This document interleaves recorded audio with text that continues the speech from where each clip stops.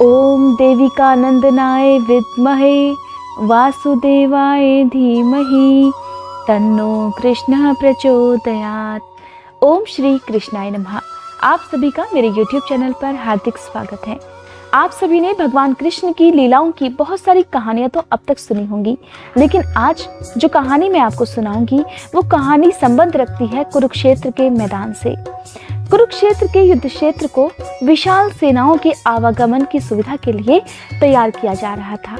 उन्होंने हाथियों का इस्तेमाल कुरुक्षेत्र के मैदान में खड़े बड़े बड़े विशाल पेड़ों को उखाड़ने और वहां की जमीनों को साफ करने के लिए किया। इस प्रकार कुरुक्षेत्र के मैदान से अनगिनत पेड़ उखाड़े जा चुके थे। ऐसे ही एक पेड़ पर एक गौरैया अपने 4 छोटे छोटे बच्चों के साथ रहती थी। जब उसके पेड़ को उखाड़ा जा रहा था तो उस नन्ही गौरैया का घोंसला जमीन पर गिर गया, लेकिन एक चमत्कार हुआ और इस चमत्कार के कारण उसकी संतानें मरने से बच गईं। नन्हे नन्हे चिड़िया के छोटे छोटे बच्चे मरने से बच गए, लेकिन वो बच्चे अभी बहुत छोटे थे, इस कारण वो उड़ भी नहीं पाते थे।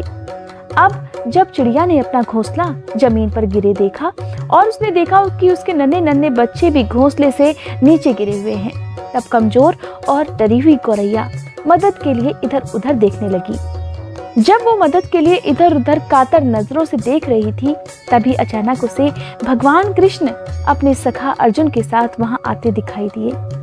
वे युद्ध के मैदान की जांच करने और युद्ध प्रारंभ करने से पहले अपने जीतने की रणनीति तैयार करने के उद्देश्य से वहां गए हुए थे। अब जब गौरैया ने कृष्ण भगवान को देखा तो उसने अपने नन्हे नन्हे छोटे छोटे पंख फड़फड़ाने शुरू कर दिए और किसी प्रकार वो भगवान कृष्ण के पास पहुंच गई और जिस जगह पर भगवान कृष्ण का रथ खड़ा हुआ था उस जगह पर वो जोर जोर से जाकर अपने पंख फड़फड़ाने लगी और बड़े कातर स्वर में, बड़े दुख भरे स्वर में कहने लगी।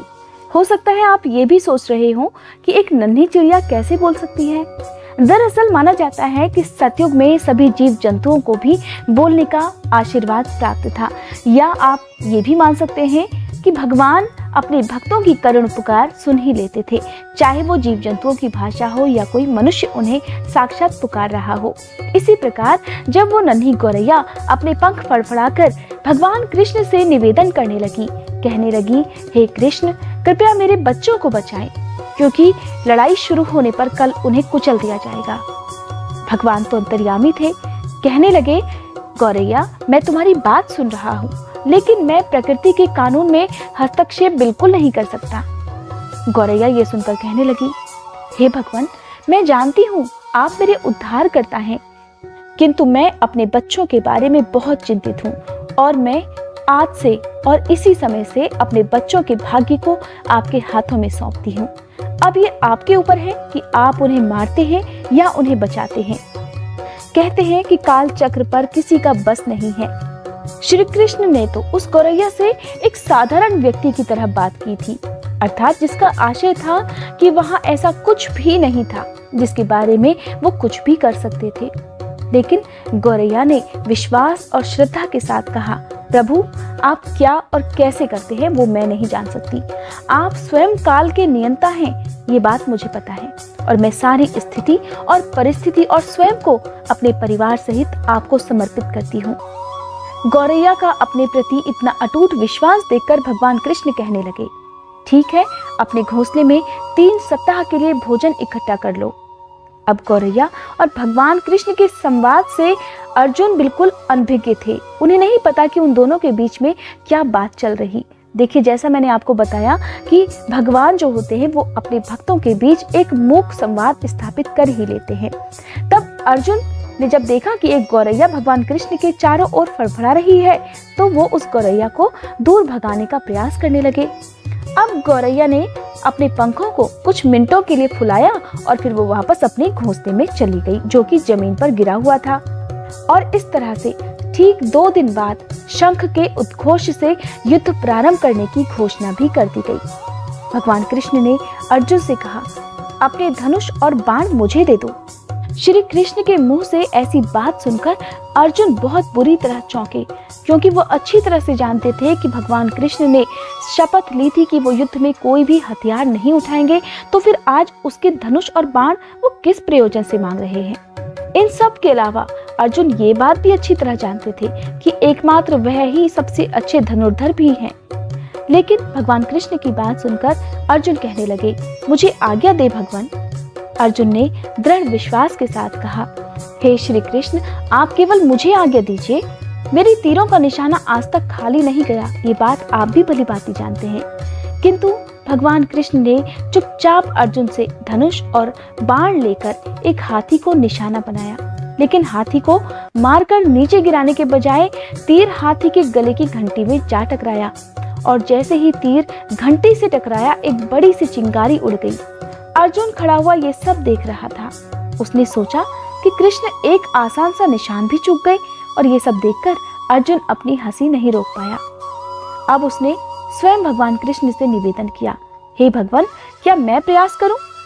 उसकी प्रतिक्रियाओं को नजरअंदाज करते हुए भगवान कृष्ण ने उसका धनुष और बाण उसे वापस कर दिया और कहने लगे, नहीं, अब और कुछ करने की आवश्यकता नहीं है। अर्जुन कुछ नहीं जानता था कि भगवान कृष्ण ने ऐसा क्यों किया।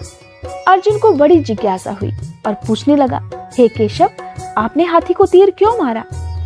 तब कृष्ण भगवान उससे कहने लगे, क्योंकि इस हाथी ने उस गौरैया के आश्रय उसके घोंसले को, जो कि एक पेड़ पर था, उसे गिरा दिया था।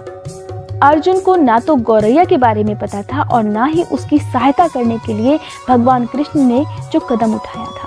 हैरान होकर अर्जुन फिर से पूछने लगे, हे केशव, कौन सी गौरैया? और इसके अलावा हाथी को जिसे अभी अभी आपने मारने का प्रयास किया, वो तो स्वस्थ और जीवित है, केवल उसकी घंटी ही उसके गले से टूटकर गिरी है। अब श्री कृष्ण ने अर्जुन के सभी सवालों को नजरअंदाज करते हुए उसे शंखनाद करने का आदेश दे दिया। अब नियत समय पर युद्ध प्रारंभ हो गया। अगले 18 दिनों में कई जाने गई। अंत में पांडवों की जीत हुई। एक बार फिर कृष्ण अर्जुन को अपने साथ लेकर बहुत दूर क्षेत्र में भ्रमण करने के लिए ले गए। कई शव अभी भी वहां हैं जो उनके अंतिम संस्कार का इंतजार कर रहे हैं। जंग का मैदान गंभीर अंगों और सिर बेजान सीढ़ियों और हाथियों से अटा पड़ा था। युद्ध स्थल का हाल देखा नहीं जा रहा था।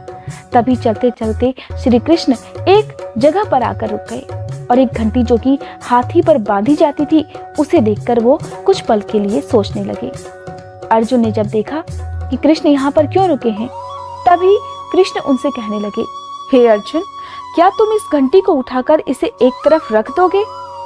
उनका आदेश तो बिल्कुल सरल था, परंतु अर्जुन को उनकी बात बिल्कुल समझ नहीं आई।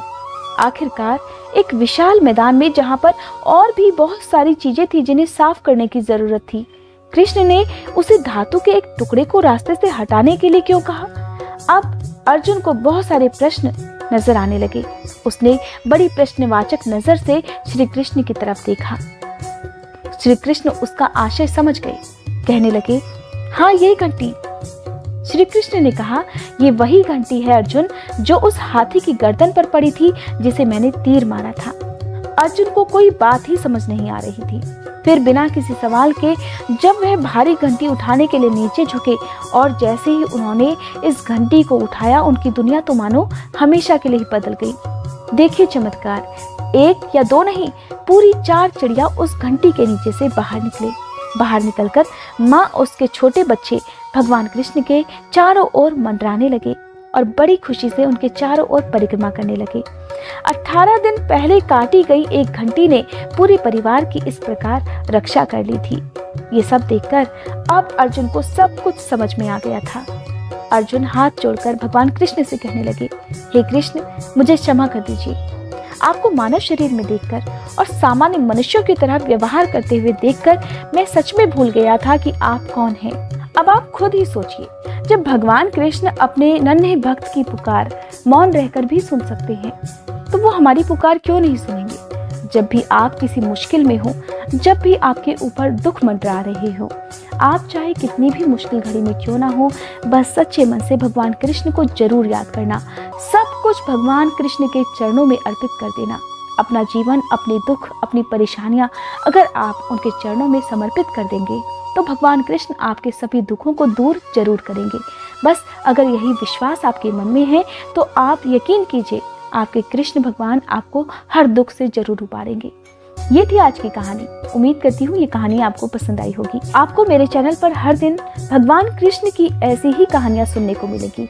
अगर आपको ये कहानियाँ सुनना पसंद हो तो आप मेरे चैनल को सब्सक्राइब करके बेल आइकन भी प्रेस कर सकते हैं।